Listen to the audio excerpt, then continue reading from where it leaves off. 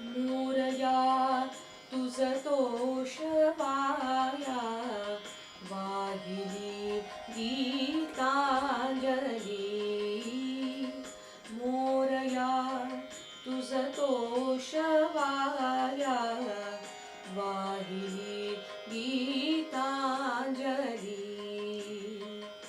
शब्द दुर्वा भाव सुमने प्रेम पूजा बांधिली शब्द दुर्वा भाव सुमने प्रेम पूजा बांधिली प्रेम पूजा बांधिली मोरया मोरया तुझ तोषवाया वाहिली गीतांजली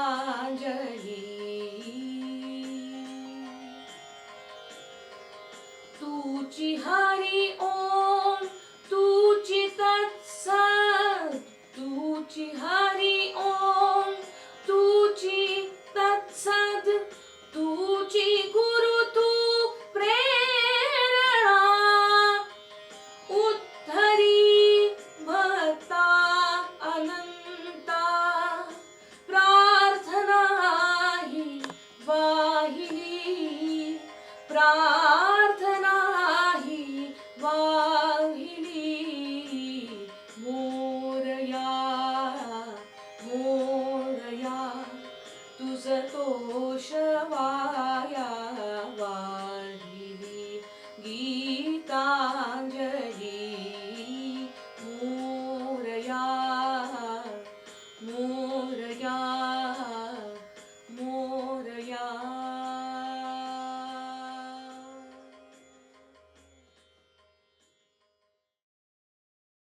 बल, बुद्धी आणि सद्विचारासाठी शिक्षण हे ब्रीद घेऊन पुण्यनगरीत गरिबांच्या मुलांना अल्प दरात KG to PG व्यवसायाभिमुख शिक्षण देऊन त्यांना 100% प्लेसमेंट असिस्टंट देत त्यांचा शैक्षणिक, सामाजिक, आर्थिक, राजकीय, औद्योगिक, कला, क्रीडा, सांस्कृतिक, विज्ञान आणि संशोधन अशा सर्व क्षेत्रात सर्वांगीण विकास व्हावा म्हणून कटिबद्ध असलेली पुण्यातील फास्टेस्ट ग्रोईंग शैक्षणिक संस्था म्हणजे जाधवर ग्रुप ऑफ इन्स्टिट्यूट। उच्च विद्याविभूषित प्राचार्य डॉक्टर सुधाकरराव जाधवर आणि ॲडव्होकेट शार्दूलराव सुधाकरराव जाधवर यांच्या कुशल नेतृत्वाखाली संस्था आज प्रगतीपथावर आहे। पूर्व प्राथमिक, प्राथमिक, माध्यमिक, कनिष्ठ विद्यालय, BA, BCom, MA, MCom, BBA, BCA, BCS, DSM, DMLT, DEd, BEd, MBA, PGDM, ANM, GNM, CBSE, इंग्रजी माध्यम तसेच मराठी माध्यम असे एकाच छताखाली विविध अभ्यासक्रम या संस्थेच्या विविध कॅम्पसमध्ये शिकवले जातात।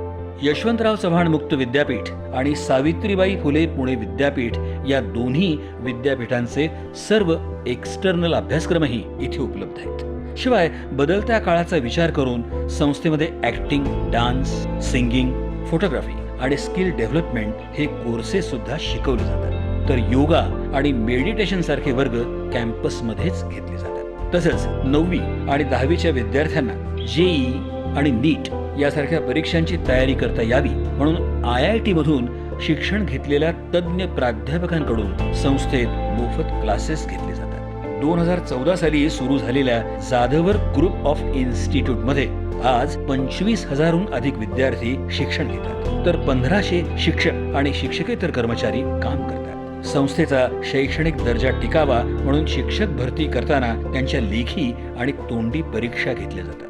प्रसन्न आणि सुंदर कॅम्पस, प्रशस्त आणि अद्ययावत क्लासरूम, वर्गात digital board, KG to PG e learning, विद्यार्थ्यांच्या उपस्थितीची डिजिटल नोंद, उच्च शिक्षित आणि अनुभवी प्राध्यापक, थेअरी सोबत प्रॅक्टिकल शिक्षणावर भर, विविध क्षेत्रातील तज्ञांचं मार्गदर्शन असं विद्यार्थ्यांच्या सर्वांगीण विकासाला पोषक असं शिक्षण हे या संस्थेचं वेगळेपण। भारतीय संस्कृतीसोबत अमेरिकन तत्वज्ञानाचा अवलंब करून आंतरराष्ट्रीय दर्जाच्या शिक्षणाची संधी इथे विद्यार्थ्यांना मिळते। सशक्त युवा, सशक्त राजकारण, सशक्त भारत व्हावा या उद्देशाने त्यांनी गेल्या अनेक वर्षांपासून युवा संसद सुरू केली. महाराष्ट्र आणि गोवा या राज्यातनं या संसदेत विद्यार्थी सहभागी होतात. केंद्र शासन, राज्य शासन, लायन्स क्लब इंटरनॅशनल आणि नेहरू युवा केंद्राच्या संयुक्त विद्यमाने ही युवा संसद चालवली जाते. या कार्यक्रमात आजपर्यंत महाराष्ट्र आणि महाराष्ट्राबाहेरील मंत्री, मुख्यमंत्री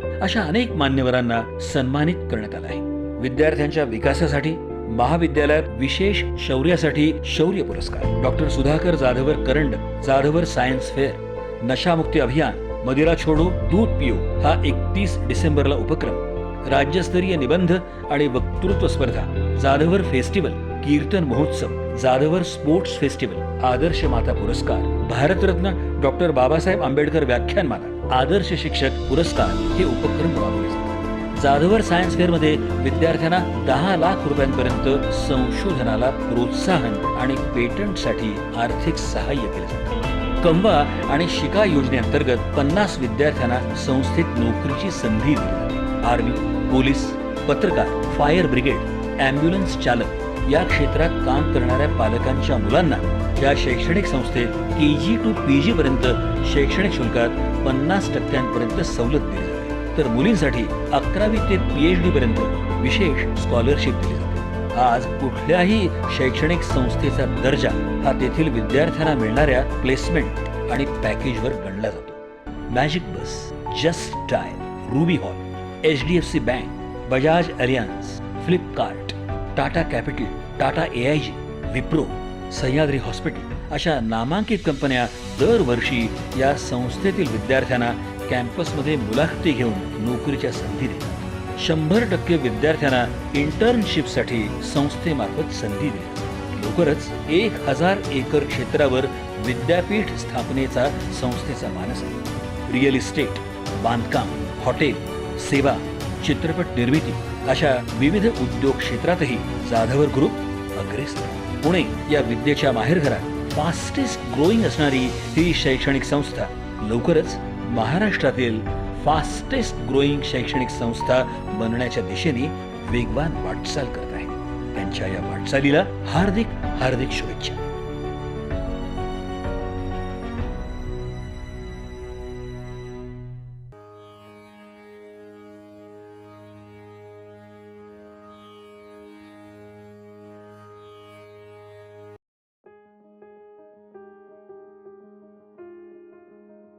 जब लेकिन ऐसे नौजवान लड़के और लड़कियां राजनीति के अंदर आएंगे तो देश के अच्छे दिन आने वाले हैं, ये आप समझ लीजिए. युवा शक्तीला योग्य गती आणि दिशा देऊन समाजकारण, राजकारणामध्ये अधिष्ठान निर्माण करण्याकरता आणि सशक्त युवा, सशक्त राजकारण, सशक्त भारत व्हावा या उद्देशानं जाधवर ग्रुप ऑफ इन्स्टिट्यूटनं 2016 पासून युवा संसद सुरू केली आहे.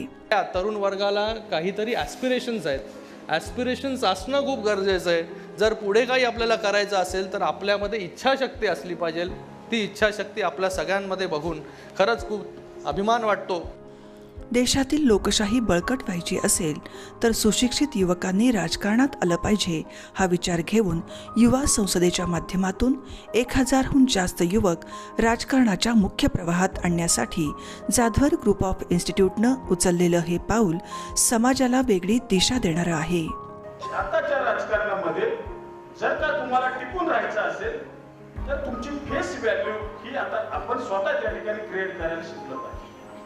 जोपर्यंत तुमची फेस व्हॅल्यू तुम्ही समाजापुढे नेऊन ठेवू शकत नाही तोपर्यंत समाज किंवा नागरिक तुमच्यापर्यंत आकृष्ट होऊ शकत नाही. अशी सध्याच्या राजकारणाची परिस्थिती आहे. हिंदुस्थानी हे एकच जात असणं हे अत्यंत गरजेचं आहे. समाजासाठी चांगले नेतृत्व निर्माण करणं हा महत्त्वाचा उद्देश डोळ्यासमोर ठेवून प्रभावी नेतृत्व करणारे चेहरे युवकांच्या समोर आणून त्यांना प्रेरणा देण्याचं काम या माध्यमातून सुरू आहे. तुमच्या पाठीशी किती जण आहेत हे मोजण्यापेक्षा तुम्ही किती जणांच्या पाठीशी उभे आहात हे युवकांना कळावं हा विचार युवकांच्या मनात प्रभावीपणे रुजवण्याचं काम या संसदेत विचारांचं मंथन करून केलं जातं. परंतु बांधवांनो, तुम्हाला तुमचं चॅलेंज आणि रस्ता तयार करायचा असेल तर स्वतःच्या दिमागाने चालण्याचा प्रयत्न करा. सारं पैशावरच होतं काय असं नाही, काही गरज नाही पैशाची. फक्त डेडिकेशन, डेवोशन आणि डिटर्मिनेशन पाहिजे. त्याग करायची, कष्ट करण्याची कुवत पाहिजे. आणि मलाच पाहिजे म्हणायची गरज नाही. मलाच पाहिजे, मलाच चेअर पाहिजे बिलकुल नाही. जनतेनं म्हणलं पाहिजे की तुम्ही बसावं. महाराष्ट्र गोवा राज्यातून या संसदेत विद्यार्थी सहभागी होतात. सावित्रीबाई फुले पुणे विद्यापीठ, लायन्स क्लब इंटरनॅशनलच्या संयुक्त विद्यमानं ही युवा संसद चालवली जाते. या संसदेत आजपर्यंत महाराष्ट्र आणि महाराष्ट्राबाहेरील राज्यातील मुख्यमंत्री, मंत्री अशा अनेक मान्यवरांना सन्मानित करण्यात आलं आहे. तसंच समाजात निस्वार्थीपणे समर्पण भावनेतून उल्लेखनीय कार्य करणारे आदर्श सरपंच, पंचायत समिती सदस्य, जिल्हा परिषद सदस्य, आमदार, खासदार, मंत्री, पत्रकार, प्रशासकीय अधिकारी यांना विविध पुरस्कारानं सन्मानित केलं जातं. मध्यमवर्ग काय म्हणतं, नको बाबा राजकारण, आम्हाला राजकारण नको, याचं राजकारण घाण आहे. अरे घाण आहे तर साफ करायला उतरा गटारात, तर साफ होईल, लक्षात घ्या. त्यामुळे माझी तरुण मुलांना ही विनंती आहे, आई वडिलांनी जरी सांगितलं राजकारण खराब आहे तरी ते अजिबात ऐकू नका. आपण चांगले असू, आपण ठरवलं भ्रष्टाचार करायचा नाही, आपण ठरवलं सचोटीने वागायचं, आपण ठरवलं सामान्य माणसाची बांधिलकी ठेवायची, तर आपलं राजकारण चांगलं होऊ शकतं. युवा संसदेत शैक्षणिक, सामाजिक, आर्थिक, राजकीय, औद्योगिक, कला, क्रीडा, सांस्कृतिक, विज्ञान आणि संशोधन क्षेत्रातील व्यक्तींचं बहुमूल्य मार्गदर्शन युवकांना दिलं जातं. विविध सामाजिक आणि राजकीय क्षेत्रांवरील विषयांवर विस्तृतपणे चर्चा करून संबंधित अहवाल विविध राज्यातील राज्यपाल, मुख्यमंत्री, संबंधित विभागाचे मंत्री यांना पाठवण्यात येतो. कि मंजिल मिले ना मिले ये मुकद्दर की बात है, हम कोशिश भी ना करें ये गलत बात है. उच्च विद्या विभूषित संस्थापक अध्यक्ष प्राचार्य डॉक्टर सुधाकरराव जाधवर आणि उपाध्यक्ष ॲडव्होकेट शार्दूलराव सुधाकरराव जाधवर यांच्या कुशल नेतृत्वाखाली या संस्थेने राबवलेला युवा संसद हा अभिनव उपक्रम जगात सर्वात मोठ्या असलेल्या आपल्या देशातील लोकशाही बळकटीकरणाला नक्कीच हातभार लावेल असा विश्वास वाटतो. 40 वर्ष माणसांमध्ये काम केल्यामुळे डोळे माझे खूप शार्प आहेत, कानही माझे खूप शार्प आहेत, ते पटकन विश्लेषण करतात. त्याच वेळेला मला जाणवलं की खूप गट्स असणारा मुलगा आहे,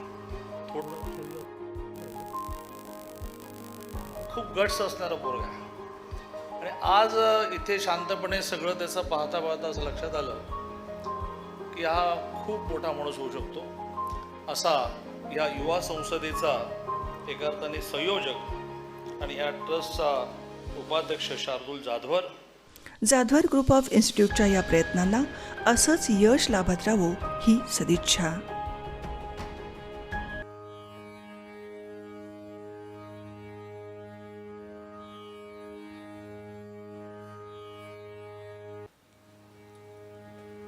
नमस्कार मंडळी. मोरया मोरया मी बाळताने, तुझीच सेवा करू काय जाणे. अन्याय माझे कोट्यानुकोटी, मोरेश्वराबा तू घाल पोटी. असं म्हणत वर्षानुवर्ष आपल्या घरातले आबालवृद्ध संध्याकाळी देवापाशी दिवा लावून हा श्लोक म्हणत भगवंताकडे अभयदान मागत आलोय ना आपण. कालच्याच एपिसोड मध्ये आपण पाहिलं 14 विद्या 64 कलांचा अधिपती असलेला हा गणेश, त्याचं मस्तक गजाचं म्हणजेच हत्तीचं आहे. निसर्गाशी नाळ जोडणाऱ्या ह्या साऱ्या पुराणातल्या कथा आपलं आयुष्य समृद्ध करत जातात आणि आपलं आचरण कसं असावं हे सांगत जातात. आजच्या भागात आपण पाहणार आहोत महाराष्ट्रातली श्री गणेशांची 3.5 शक्तिपीठ. मला कायम आश्चर्य वाटतं, या साऱ्या पुराण कथा वाचत असताना मनामध्ये एक प्रश्न येतो की ह्या साऱ्या ज्या काही गोष्टी आपण वाचतोय त्या गोष्टींचा कार्यकारण भाव काय असावा. ही घटना त्यावेळेस घडली असेल तेव्हा नक्की काय घडलं असेल. खरंय मंडळी, प्रत्येक घटनेचं वर्णन करत असताना कित्येकदा आपले शब्द सुद्धा अपुरे पडतात. इतकी त्या घटनेची तीव्रता जास्त असते. त्यावेळी घडलेल्या संहाराची दाहकता आपल्याला नुसती वाचून कळत नाही. हा, पण एवढं मात्र आहे की हे सारं अभ्यासल्यानंतर आपण त्यावेळेला कदाचित कुठेतरी उपस्थित असू की काय म्हणूनच हे वाचायला मिळतंय असंही वाटून जातं. अर्थात हा चर्चेचा भाग. आज एक पाऊल पुढे टाकूया. आज ऋषी पंचमी. कित्येक घरात आजही ऋषी पंचमीचं व्रत केलं जातं. हरताळकेचं व्रत जसं महत्वाचं, तसंच भाद्रपदातलं गणेश चतुर्थीच्या बरोबरीनं असणारं ऋषी पंचमीचं हे व्रत. आज जमिनीमध्ये उगवलेल्या, शेतकऱ्यानं कष्ट करून पिकवलेल्याच काही ठराविक भाज्या आपल्या अन्नामध्ये समाविष्ट केलेल्या असतात. थोडक्यात असं म्हणा ना, आपला देश हा कृषी प्रधान आहे. या कृषी प्रधान देशामध्ये जशी अनेक गोष्टींची परंपरा आहे, तशीच ऋषी मुनींची अनेक कुळ परंपरा जपणारी म्हणूनही एक परंपरा आहेच. पूर्वीच्या काळी जमिनीमध्ये पिकणाऱ्या ठराविक कंदमुळांवरच या ऋषी मुनींचं आयुष्य चालत असे. आणि म्हणूनच की काय, ते त्यांची उपासना साधना निष्ठेनं करू शकत असत.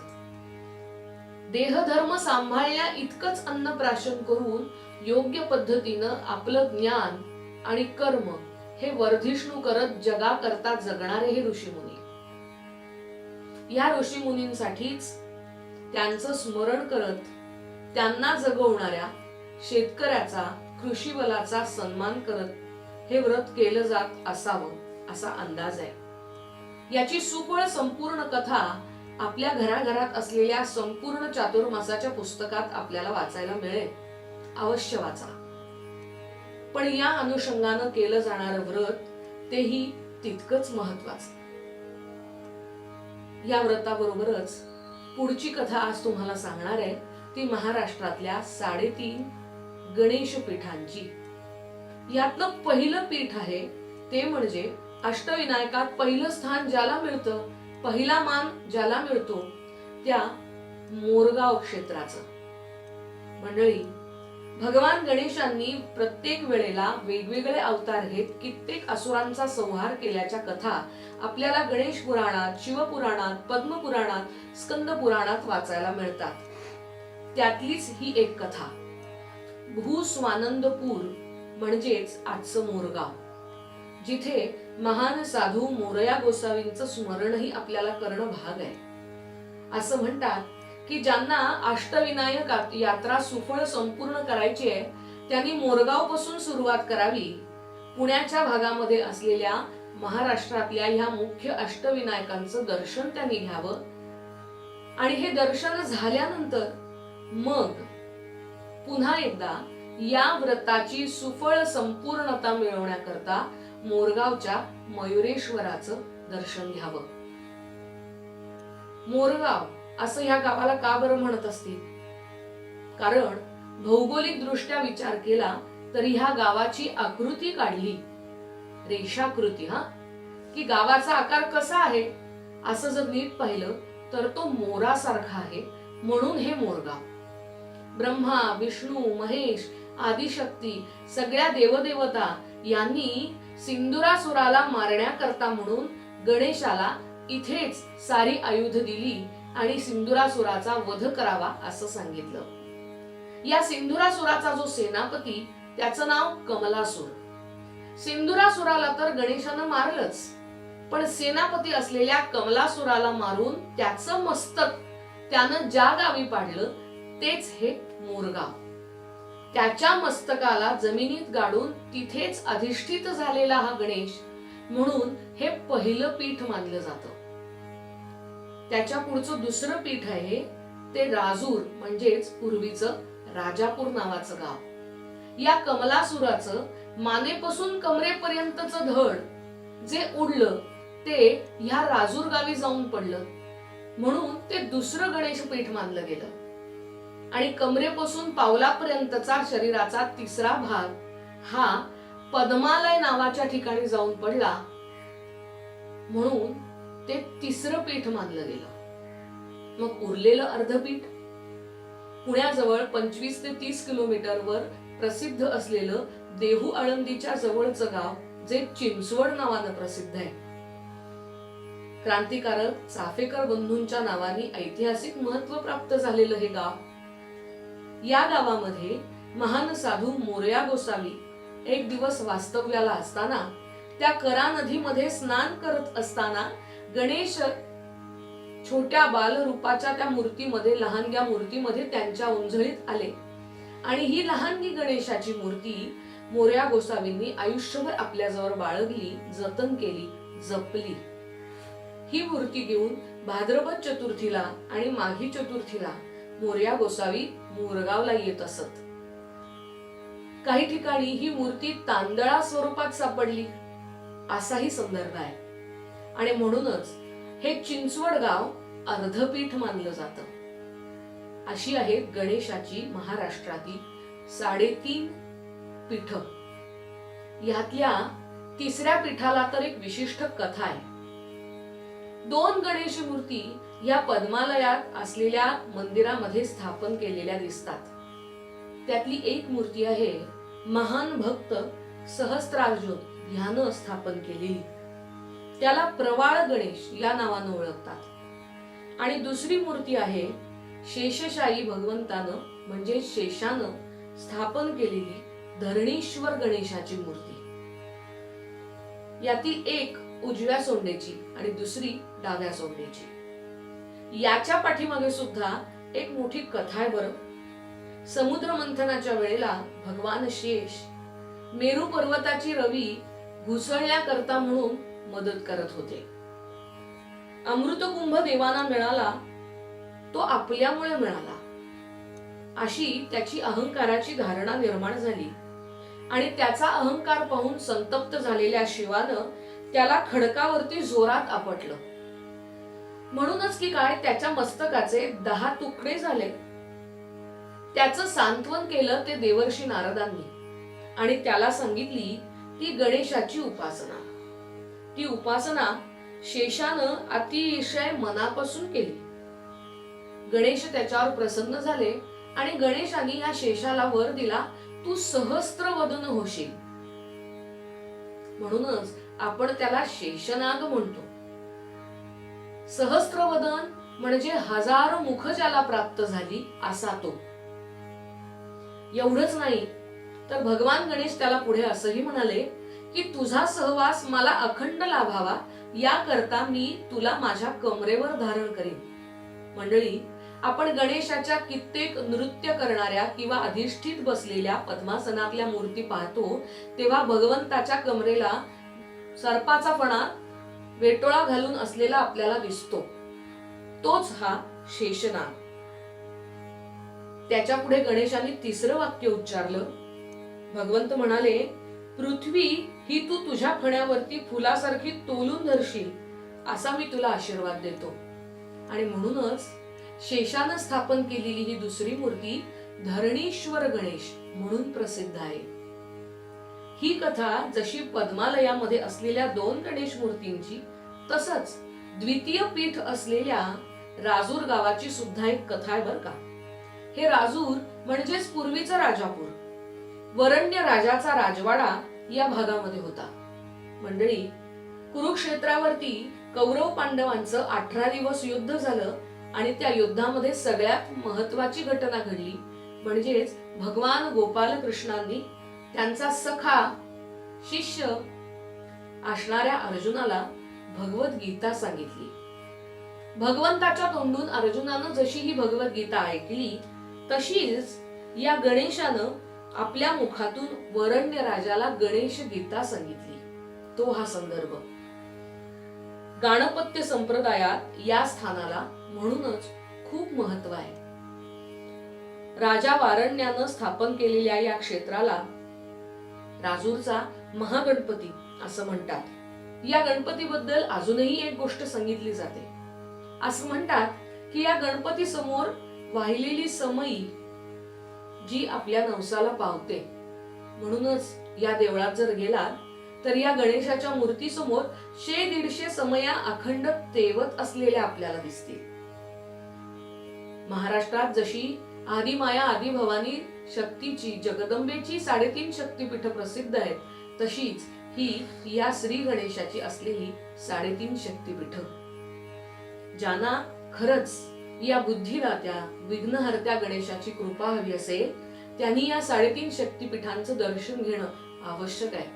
अहो नुसतं दर्शन घेऊन काय उपयोग म्हणा. तो वंदनीय असलेला गणेश, त्याचे गुण जेव्हा आचरणीय होतील तेव्हाच त्याची खरी कृपा संपादन होईल, हे लक्षात ठेवायला हवं. मंडळी, कालच भाद्रपदातली चतुर्थी होऊन गेली. बोलण्याच्या ओघात आठवतीये म्हणून या चतुर्थीची अजून एक कथा सांगू. असं म्हणतात की पूर्वापार आपल्याकडे असा समज आहे की किंबहुना आपल्या घरातली कित्येक जुनी जाणती माणसं असंही म्हणतात की भाद्रपदातल्या चतुर्थीला आकाशामध्ये उगवणाऱ्या चंद्राचं दर्शन घेऊ नये म्हणे. का बरं घेऊ नये? याची एक सुंदर कथा आहे. ती आपल्या हा कार्यक्रम ऐकणाऱ्या बालमित्रांकरता सांगते. हा जर चंद्र पाहिला तर म्हणे चोरीचा आळ आपल्यावरती येतो. कित्येक गावाकडची मंडळी असंही म्हणतात की असा चोरीचा आळ आपल्यावरती आला तर रस्त्यावरचे 2-4 दगड रात्रीच्या वेळेस जाऊन दुसऱ्याच्याच घराच्या कौलावरती मारावेत. आता हे का निघालं असेल मला ठाऊक नाही, पण ही कथा मोठी रोचक आहे. आपल्याला ठाऊक आहे, लंबोदर म्हणजे ज्याचं पोट मोठं आहे असा गणेश, तुंदिल तनू म्हणजे अंगानं थोडासा जाड थुलथुलीत असलेला गणेश, आणि ह्याचं वाहन आहे ते म्हणजे एवढासा पिटुकला उंदीर. मंडळी, आपण मोठी माणसं म्हणत नसलो तरी कित्येक छोटी छोटी बालगोपाळ या भगवान गणेशाचा गजर करत असताना, त्याचं नाव मोठ्याने उच्चारत असताना उंदीर मामा की जय म्हणतात ना, तोच हा मूषक. मजा वाटते. आपल्या घरी कॉम्प्युटर असतो, त्या कॉम्प्युटरला एक लहान इक्विपमेंट आपण जोडतो आणि त्या इक्विपमेंटच्या आधारावरती एवढ्या मोठ्या जगाची माहिती देणारा कॉम्प्युटर चालत असतो. त्या लहानग्या गोष्टीला सुद्धा आपण माऊसच म्हणतो. विज्ञान युगातला गणेशाचा यंत्र अवतार म्हणा फार तर या कॉम्प्युटरला, पण हे कॉम्प्युटर चालवणारे माऊस मात्र कॉम्प्युटरच्या पावपट सुद्धा नसतात. गणेशाची मूर्ती सुद्धा अशीच नाही का? तुंदिल तनू असलेले गणेश वाहन म्हणून या मूषकावरती बसतात. असेच एक दिवस या मूषकावरती बसून गणेशांची परिक्रमा चालू होती. आकाशामध्ये चंद्र उगवलेला होता. भल्या मोठ्या गणेशांचं वजन त्या एवढ्याशा मूषकाला पेलवलं नाही आणि गणेश त्या मूषकासह तिथे पडले. ते पाहून आभाळात आलेला तो चंद्र हसला आणि गणेशांकडे पाहून म्हणाला, गणेशा, किमान आपल्या आकारानुसार तरी वाहन निवडावं. कसं रे व्हायचं तुझं? एवढासा तो उंदीर, त्याच्यावरती तू हा एवढा मोठा आगडबंब गणेश, कसं रे त्याला पेलवशील? हे ऐकलं मात्र आणि गणेशानं चंद्राला त्यावेळेस क्रोधानं शापवाणी उच्चारली. तीही शापवाणी.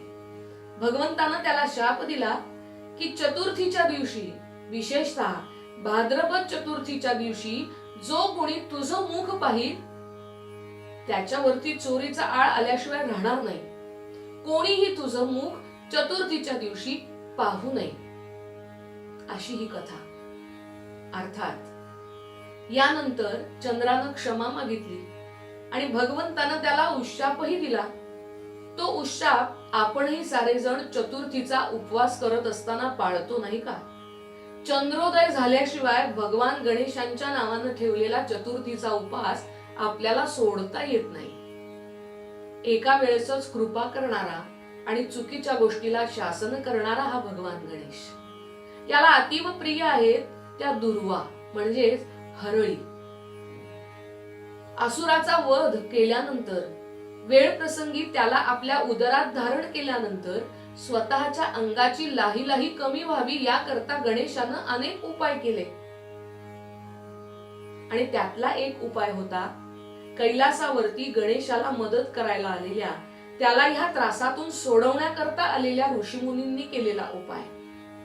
निसर्गामध्ये उगवणारी हरळी म्हणजेच हिरव्या रंगाचं हे गवतच, पण याच्यामध्ये निसर्गाकडूनच आलेली एक क्षमता की कुठल्याही उष्णतेवर, कोणत्याही दाह होणाऱ्या रोगावरती रामबाण औषध असणं. आणि ह्याच ऋषीमुनींनी या गणेशाच्या गळ्यामध्ये 21,000 संख्येनं दुर्वांच्या जुड्या करून त्याचा हार घातला ज्यामुळे या गणेशाच्या देहाची होणारी दाहता शांत झाली. या गणेशाला वाहिलं जाणारं जास्वंदाचं फूल ते देखील अशाच औषधी गुणधर्मांचं. पुन्हा एकदा जोडलो की नाही निसर्गाशी, जोडलो की नाही आपल्या शरीर विज्ञानाशी. मंडळी, ह्या आणि अशा अनेक गोष्टींचा मागोवा घेत आपल्याला पुढे जायचंय. फक्त एवढं लक्षात ठेवा की भारतीय अध्यात्मशास्त्र, भारतामध्ये संशोधन करून तयार होणाऱ्या कित्येक विज्ञानाच्या गोष्टी एवढंच नाही तर आयुष्यभर हात जोडून भगवंतापुढे सश्रद्धपणानं उभं राहणाऱ्या कित्येक भक्तांच्या सद्भावना यांचा मेळ घालत गणेशाच्या या आणि अशा अनेक कथा आपल्याला ऐकायच्या आहेत. भेटूया उद्याच्या भागात. 19 गणेशाच्या या 3.5 शक्तिपीठांबरोबरच महाराष्ट्राच्या चारही बाजूंना असणाऱ्या अष्टविनायक स्थानांना सुद्धा तितकंच महत्व आहे. गाणपत्य संप्रदायातले कित्येक उपासक आजही ही अष्टविनायकाची यात्रा करतातच.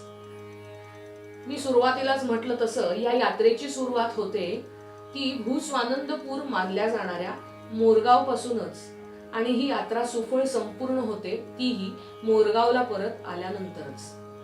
मंडळी, आपण या स्थानांमध्ये जातो, तिथल्या गणेशाचं दर्शन घेतो, पण ह्या प्रत्येक गणेशाच्या स्थापनेच्या पाठी काही काही आख्यायिका आहेत. या मोरगावच्या दर्शनानंतर आपल्याला जायचं असतं ते सिद्धटेकला, जिथे असणारा हा सिद्धिविनायक. का असेल बरं हा सिद्धिविनायक? याची एक आख्यायिका आपल्याला पुराणामध्ये सापडते.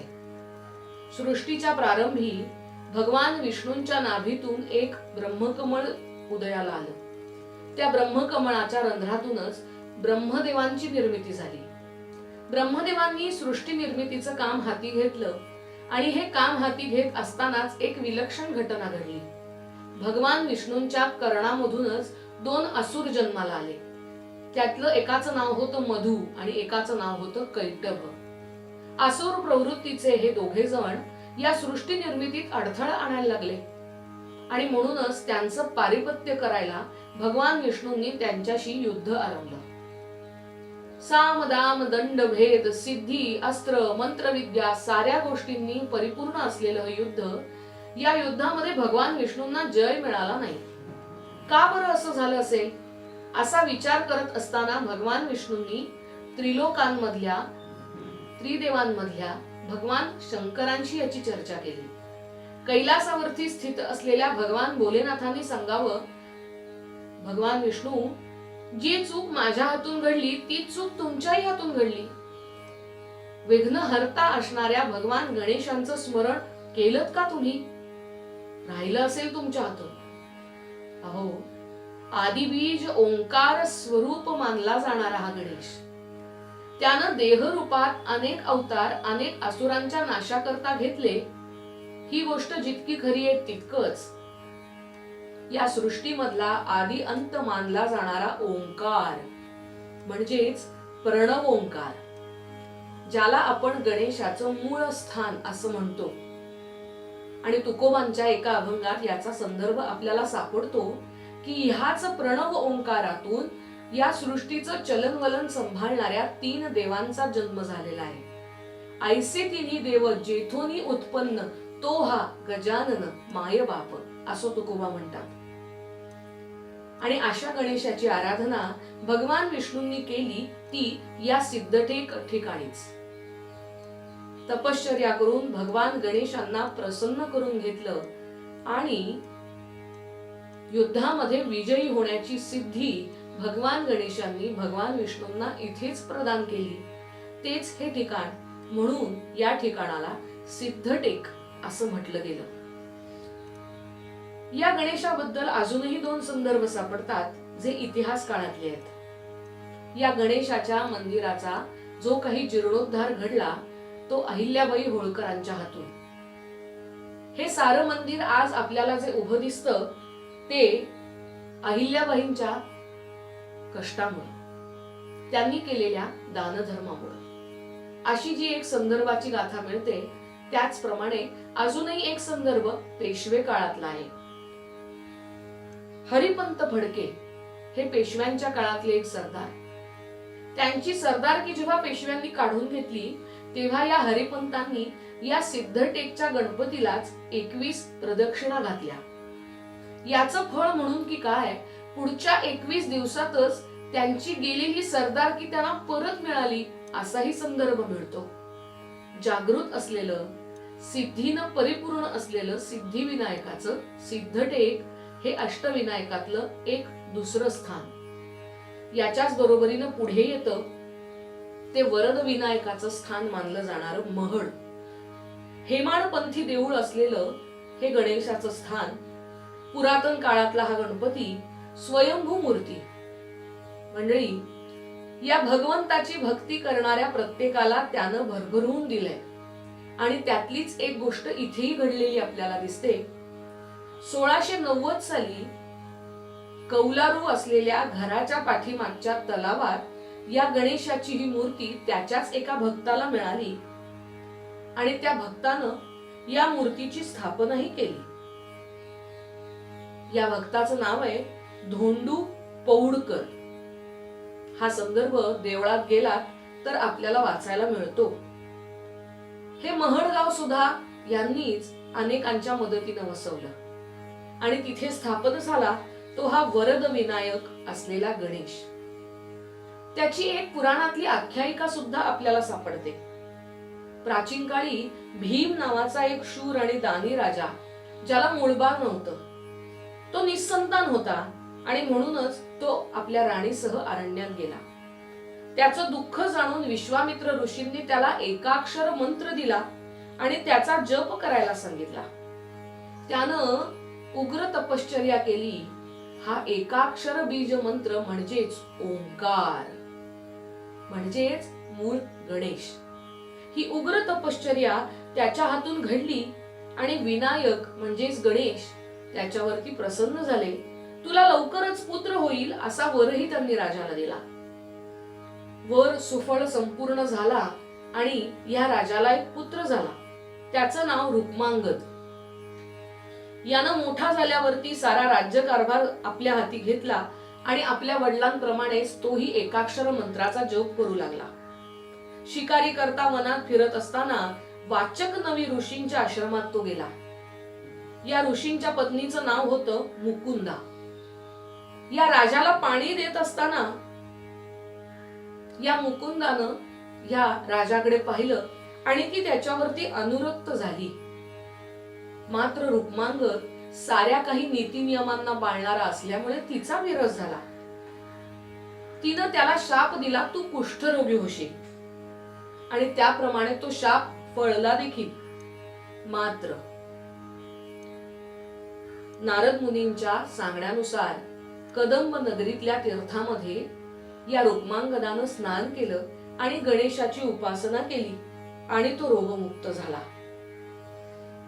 ही कथा अशीच पुढे चालत राहिली आहे. कथेत पुढे असा उल्लेख येतो, इंद्रानं त्या मुकुंदेची अवस्था लक्षात घेतली आणि रुक्मांगदाचं रूप घेऊन तिची इच्छा पुरी केली.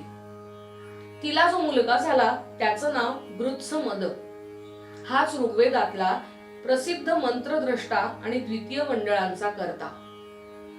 मात्र याच्या जन्माची कथा सगळ्यांना कळली होती, म्हणूनच की काय सगळीकडे तो अपमानित होऊ लागला आणि सारे जण त्याला हीन म्हणू लागले. त्यानं ह्या साऱ्या पापाचं क्षालन व्हावं म्हणून पुन्हा एकदा वनात जाऊन गणेशाचीच उपासना केली आणि तो ह्या सगळ्या गोष्टींमधून मुक्त झाला. ते वन म्हणजेच पुष्पक वन म्हणजेच आजचं महड. तिथे विनायकानं प्रगट होऊन याला वर दिला म्हणून हा महडचा वरद विनायक. याच महडचं पूर्वी काळचं नाव मणिपूर किंवा मणिभद्र असंही होतं.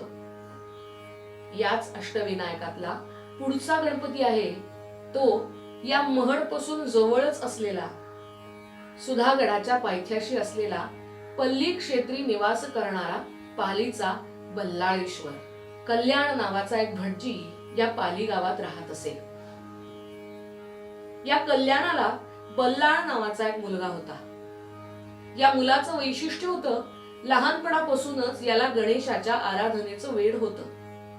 आणि याचाच परिणाम म्हणून की काय, हा शाळेत जाईना मित्रमंडळींना रानावनात एकत्र करून खेळ खेळायचा, शाळेच्या वेळेला घरी परत यायचा. आपली मुलं शाळेत जात नाहीयेत अशा शिक्षकांच्या तक्रारी आल्यानंतर इतर मुलांचे पालक या कल्याण भटजींकडे तक्रार घेऊन आले. आणि कल्याण भटजी आपल्या मुलासह गावातल्या इतरही मुलांना शोधत शोधत गावाशेजारी असलेल्या जंगलामध्ये येऊन ठेपले. तिथे घडला हा चमत्कार. लहानगी गणेशाची आकाराची असलेली दगडी मूर्ती, त्याच्यावरती लता वेलींनी आच्छादून तयार केलेला मंडप, तिथलीच काही फुलं घेऊन केलेली त्या गणेशाची सुंदर पूजा आणि त्या पूजेसमोर ठाण मांडून बसलेले हे सगळे बालगोपाळ. बल्लाळानं भजन सांगावं आणि इतरांनी ते म्हणावं असं म्हणत यांची पूजा अर्चना भजन कीर्तन चालू होतं. वास्तविक वडील म्हणून कल्याण भटजींना ह्या साऱ्याचा आनंद वाटायला हवा होता. पण गावातल्या इतर सगळ्या पालकांची दूषण ऐकून क्रोधित झालेल्या कल्याण भटजींनी बल्लाळानं केलेली गणेशाची ही पूजा उद्ध्वस्त करून टाकली. सगळ्या मुलांना त्यांच्या त्यांच्या पालकांकडे जायला सांगितलं आणि भजनामध्ये निमग्न झालेल्या बल्लाळाच्या पाठीवरती हातातल्या काठीनं सटासट फटके द्यावेत, आघात करावेत आणि बल्लाळाला तिथेच एका झाडाला बांधून ठेवावं आणि निघून जावं. हे सारं झाल्यानंतर रात्रीच्या वेळेस बल्लाळाला शुद्ध आली. त्यानं आजूबाजूला पाहिलं तर उद्ध्वस्त केलेली पूजा, निघून गेलेले सारे मित्र आणि आपलं अंग ठणकतंय, कोणीतरी घट्ट बांधून ठेवलंय असं त्याच्या लक्षात यायला लागलं. आणि मग त्याच्या मुखानं नाम घेतलं गेलं ते त्याचं आराध्य असलेल्या गणेशाचं. आजही या बल्लाळाच्या भक्तीची साक्ष देत या सुधागडाच्या पायथ्याशी असलेल्या पल्ली नगरीत हा गणेश उभा आहे. आपण जर गणेशाच्या देवळाकडे जायला लागलो तर डाव्या हाताला एक अजून गणेशाचं मंदिर दिसतं, जे या बल्लाळानं तिथल्याच एका पाषाण मूर्तीला गणेश म्हणून स्थापन केलेल्या गणेशाचं. त्याचं दर्शन घ्यायचं आणि मग तुझ्या नावानं मी इथे स्थित होईन असं म्हणत प्रतिष्ठित झालेल्या बल्लाळेश्वर गणेशाचं दर्शन घ्यायचं. भला मोठा सभामंडप, अतिशय सुंदर अशी भली मोठी गणेशाची मूर्ती. मनोभावे त्याचं दर्शन घेतलं की पल्ली नगरीत असलेल्या ह्या पालीच्या बल्लाळेश्वराचा वरदहस्त आपल्या मस्तकी राहतोच वर मंडळी. यापुढे अष्टविनायकातल्या अनेक उरलेल्या गावांचीही माहिती आपल्याला पाहिजे. या अष्टविनायकात आवर्जून लक्षात घेण्याजोगतं अजून एक ठिकाण आहे, ते म्हणजे थेऊरच्या चिंतामणीचं. याही गावाला एक ऐतिहासिक पार्श्वभूमी आहे. थोरले माधवराव पेशवे, ज्यांची या गणेशावरती खूप निष्ठा होती. पुण्यापासून थेऊर तसं फारसं लांब नाहीये. त्या थेऊर मध्ये येऊन माधवराव आपल्या अनेक गोष्टींचा न्यायनिवाडा करत असत. मानसिक शांततेकरता तिथे येऊन शांत मनानं अनेक राजकारणी गोष्टींवर विचार करत त्याचा न्यायनिवाडा पुण्याच्या शनिवारवाड्यामध्ये येऊन केला जात असे. आजही तिथं आपण गेलो तर गणेशाच्या मूर्तीला जसं मनोभावे वंदन करतो ना मंडळी, तसंच तिथल्याच नदीच्या तीरावर असलेल्या माधवरावांच्या आणि रमाबाईच्या प्रेमाची साक्ष देणाऱ्या त्या स्मृतीला सुद्धा आपल्याला नमन करायलाच हवं. यानंतर अष्टविनायकात उरतात ते लेण्याद्री, ओझर आणि रांजणगाव हे 3 विनायक. लेण्याद्रीच्या गणपतीसाठी जाण्याकरता तर भला मोठा गड सोडून जावं लागतं.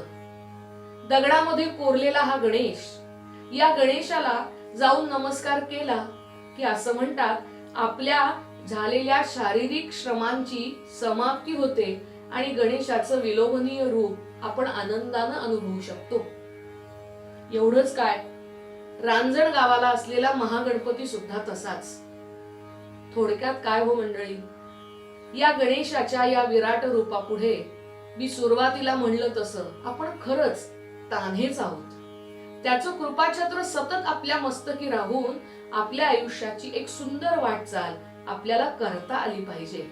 अहो, तो गणांचा ईश आहे म्हणून गणेश आहे, गणांचा पती आहे म्हणून गणपती आहे, त्यानं गजाचं मुख धारण केलं म्हणून तो गजानन आहे, तो विघ्नांचं हरण करतो म्हणून तो विघ्नहर्ता आहे, तो सुख आपल्या पदरात घालतो म्हणून तो सुख करता आहे. किती गोष्टी सांगू.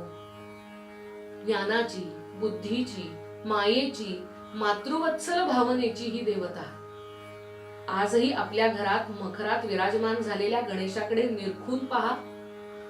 घरातल्या मखरातला गणेश आणि या संपूर्ण विश्वामध्ये राहिलेला हा गणेश, जे पिंडी ते ब्रह्मांडी या न्यायानं सदा सर्वदा आपल्याला कायम वरदान देतानाच आपल्याला दिसेल.